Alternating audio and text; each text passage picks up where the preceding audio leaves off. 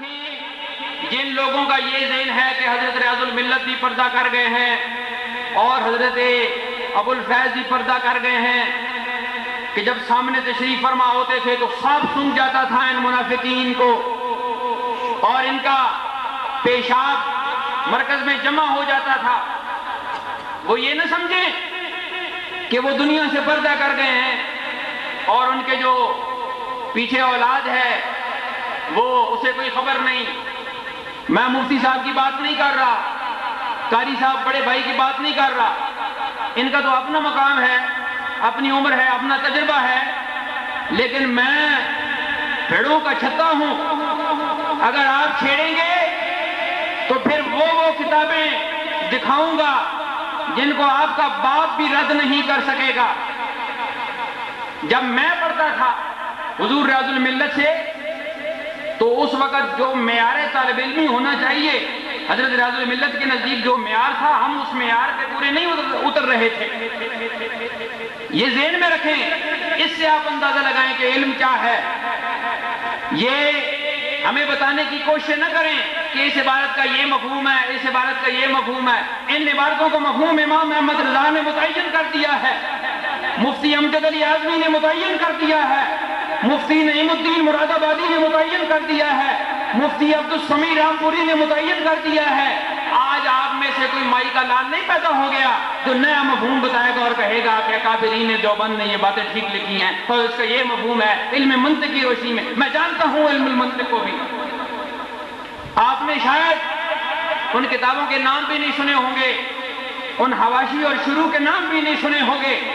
آج اگر کوئی حمداللہ کہے تو آپ کو کیا خبر حمداللہ کیا ہے, سلم العلوم کیا ہے, مسلم الثبوت کیا ہے, ملا بہاری کون ہے, مولوی حمداللہ کون ہے, شرح تہذیب کیا ہے. وہ کتابیں آپ سیدھا رکھ کے بھی انہیں نہیں پڑھ سکتے, ہمیں الٹا رکھ کے پڑھایا گیا ہے اور اس طرف سے ہماری غلطی نکالی جاتی تھی.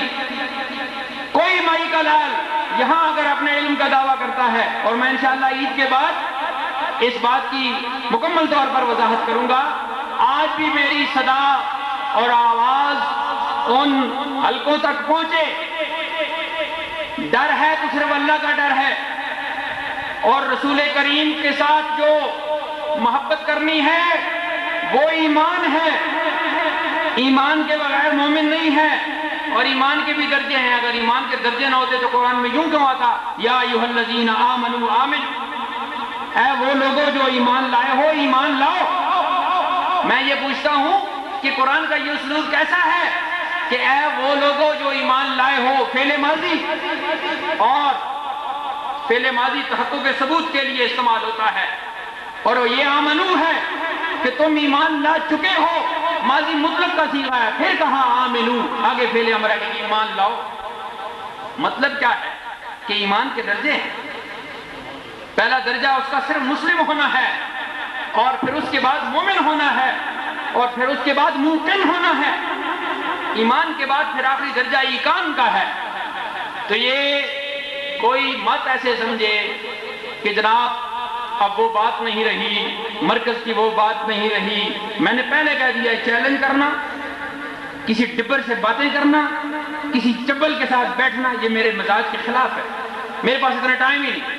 میں تفسیر اور حدیث کا طالب علم ہوں, اور علوم عالیہ اور علوم عالیہ کا طالب علم ہوں, علوم عقلیہ اور علوم نقلیہ کا طالب علم ہوں, اور میں الحمدللہ میرے اندر بزرگوں نے یہ ذوق پیدا کر دیا, میں آخری دم تک طالب علم رہوں گا. آج بھی اللہ اکبر, یا رسول اللہ, حق جاریہ,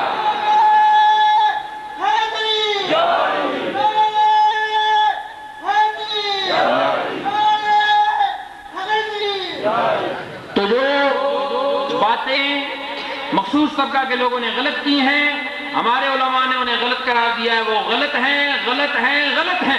وہ کسی صورت میں بھی 2007, 2008 یا 2009 میں ان کا مفہوم چینج نہیں ہو سکتا. میں ایک ان میں سے عبارت آپ کو سناتا ہوں, وہ جو اس کے الفاظ ہیں اصل وہ تو علماء کو سمجھ آئیں گے. اس کا مفہوم یہ ہے ایک مولوی نے لکھا ہے اپنی کتاب میں کہ شیطان اور ملک الموت، جسے ہم اسرائیل کہتے ہیں، یہ اسرائیل کا لفظ قرآن میں تو نہیں آیا، قرآن میں تو ملک الموت ہی کہنا چاہیے۔ ملک الموت یعنی جو بندے کی اس کی روح قبض کرتا ہے، اس کے علم پر کہ وہ عالم ہے، اور شیطان کے عالم ہونے پر قرآن کی نص قطعی موجود ہے۔ حضور کے علم پر کون سی نص قطعی موجود ہے؟ یہ ایک میں آپ کو مثال دے رہا ہوں، تو ایک مولوی اس مخصوص فرقے کا، اس چبل کو اتنا نہیں پتہ چلا کہ وَعَلَّمَكَ مَا لَمْ تَكُنْ تَعْلَمْ وَكَانَ فَضْلُ اللَّهِ عَلَيْكَ عَظِيمًا، یہ نص قطعی نہیں ہے؟ عطاء المصطفیٰ صاحب وَعَلَّمَكَ باب تفعیل ہے، علم یعلم تعلیما، اور اس میں بڑے اس کے خواص ہیں۔ شافیہ ابن حجر کی شافیہ کوئی پڑھے یا فصول اکبری کوئی پڑھے تو اسے پتہ چلے کہ الباب کے خواص کیا ہوتے ہیں۔ وَعَلَّمَكَ اے حبیب تجھے ہم نے بتدریج علم عطا کیا ہے، جہاں جہاں جتنے علم کی ضرورت ہوتی گئی ہم تجھے عطا کرتے ہیں۔ باب تفعیل کا ایک خاصا تدریج ہے۔ یہ قرآن یک بار کی لوح محفوظ پہ نازل ہوا تھا، لیکن تیرے سینہ اطہر پہ 23 سال میں ہم نے تدریجاً نازل کیا ہے۔ اس لیے جب انزلہ استعمال ہوتا ہے تو وہاں یک بارگی کی بات ہے، اور جہاں نزلنا کا صیغہ استعمال ہوتا ہے تو وہاں تدریج کی بات ہے۔ اور یہاں بھی وَعَلَّمَكَ کا، میں اب کون سی بات کروں، میں بلاغت کا بھی طالب علم ہوں، اور میں نے قرآن کو بلاغت کی روح سے بھی پڑھا ہوا ہے، اور بڑے بڑے مترجمین قرآن اور مفسرین قرآن کی میں نے غلطیاں بھی نکالی ہیں۔ میں یہ ایک آیت پڑھتا ہوں، بسم اللہ الرحمن الرحیم، اعوذ باللہ من الشیطان الرجیم، یا ایھا الذین آمنوا کتب علیکم الصیام کما کتب علی الذین من قبلکم، سورہ بقرہ کی آیت۔ اس میں سب نے ترجمہ کیا ہے اے ایمان والو تم پر روزے فرض کیے گئے۔ علمیت کا اندازہ یہیں پتہ چل جاتا ہے۔ سیام کو صوم کی جمع بنا کر اس کا ترجمہ کیا تم پر روزے فرض کیے گئے۔ دیکھو یہ سارے ترجمے، اگر کسی سنی کا ترجمہ بھی ایسے ہے تو وہ درست نہیں ہے۔ سیام، یہ حضرت بیٹھے ہیں، یہ بڑے بڑے اساتذہ کے یہ پڑھے ہیں، میں بھی آج ایک نقطہ پیش کر رہا ہوں ان کی موجودگی میں۔ سیام، صام یصوم صیاما قام یقوم قیاما کی طرح مصدر ہے، اور اس کا معنی ہے کتب علیکم الصیام، تم پر روزہ رکھنا فرض کیا گیا۔ یہ صیام مصدر ہے، اور میں نے جتنے ترجمے دیکھے ہیں اس میں شاہ ولی اللہ کا ترجمہ درست ہے۔ انہوں نے لکھا ہے کہ لازم کردہ شد بر شما روزہ داشتن، ٹھیک ہے، تو روزہ داشتن مصدر ہے، اس کا معنی ہے روزہ رکھنا۔ جنہیں یہ نہیں پتا کہ سیام مصدر ہے یا جمع ہے، وہ کیا قرآن کا ترجمہ کریں گے اور قرآن کی تفسیر کریں گے؟ اور یہ جو قرآن کا علم ہے یہ خاص ہوتا ہے، یہ کوئی ضروری نہیں کہ جو عربی جانتے ہیں انہیں آتا ہے۔ بڑے بڑے سعودی عرب والے کی شکلیں آپ کو ملیں گی، عربی تو بول سکتے ہیں لیکن قرآن کو انہیں نہیں پتا۔ یہ تو قرآن کی ایک ایک آیت کے متعلق سوچنا پڑتا ہے، دیکھنا پڑتا ہے کہاں نازل ہوئی، شان نزول کا علم ہوتا ہے، جلال الدین سیوطی کو پڑھنا پڑتا ہے، اور ایسے جو لوگ ہیں انہیں پڑھنا پڑتا ہے، پھر کوئی بات بنتی ہے۔ اچھا، پھر دوسری بات یہ ہے کہ میرے پاس دلیل کیا ہے؟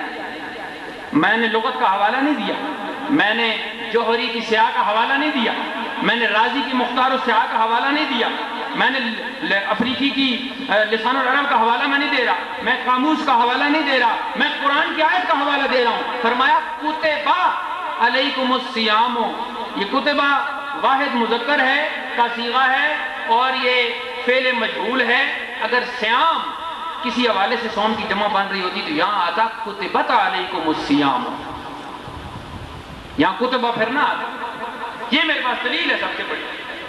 کیوں کہ جمع مؤنث ہو جاتی ہے، جمع سالم کے صیغوں کو چھوڑ کر، وہ مذکر بھی ہیں، تو جمع کتاب ہے، اب اس کی جمع کتب ہے تو وہ مؤنث ہو جائے، ہذہ کتب، یہ کتابیں ہیں کہیں گے آپ۔ تو یہاں اگر یہ جمع ہوتا تو آتا کتبت علیکم الصیام، بلکہ یہاں واحد مذکر کا صیغہ کتبہ